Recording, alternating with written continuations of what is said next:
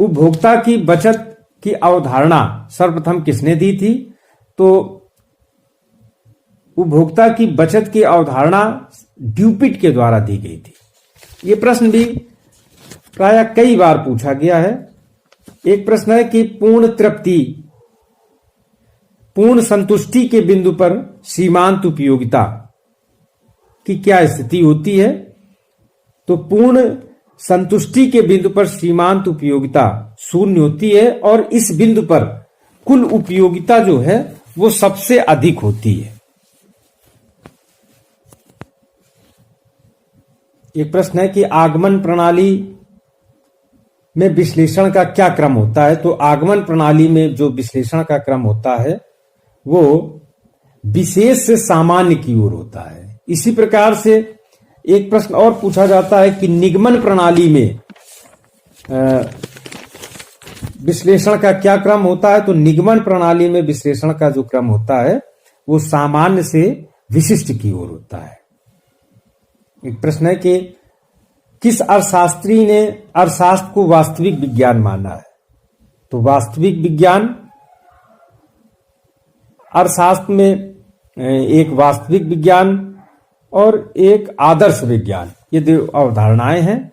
तो इसमें वास्तविक विज्ञान प्रोफेसर लियोन्स रॉबिन्स ने कहा था कि अर्थशास्त्र एक वास्तविक विज्ञान है,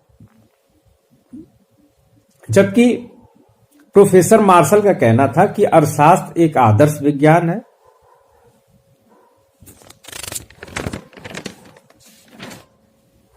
एक प्रश्न है कि अर्थशास्त्र की परिभाषा में असीमित साध्य का विचार किसने दिया? तो प्रोफेसर लियोन्स रॉबिन्स ने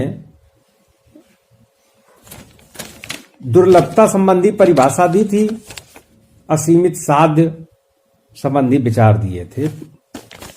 और अर्थशास्त्र की जो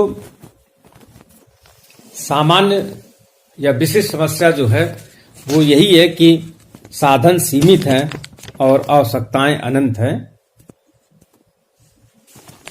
चुनाव की समस्या का मूल कारण क्या है? तो चुनाव की समस्या का जो मूल कारण है वो ये है कि साधन सीमित हैं और आवश्यकताएं अनंत हैं। साध्य जो है वो असीमित है, लिमिटेड मीन्स और अनलिमिटेड एंड्स। समस्या यही है कि आवश्यकताएं अनंत हैं और साधन सीमित हैं। एक आर्थिक प्रणाली का मुख्य कार्य यह निर्धारित करना है। अर्थशास्त्र में जो मूल समस्याएं हैं वो यही है कि क्या उत्पादन किया जाए, कैसे उत्पादन किया जाए, किसके लिए उत्पादन किया जाए।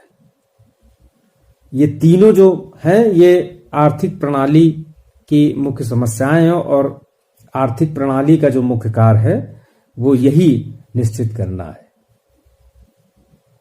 आर्थिक नियमों की विशेषताएं, तो आर्थिक नियमों की विशेषताएं हैं कि आर्थिक नियम सापेक्षिक होते हैं, ये नियम निश्चित मान्यताओं पर आधारित होते हैं, ये निश्चित नहीं होते हैं, उपयुक्त सभी। तो आर्थिक नियमों की ये तीनों विशेषताएं हैं।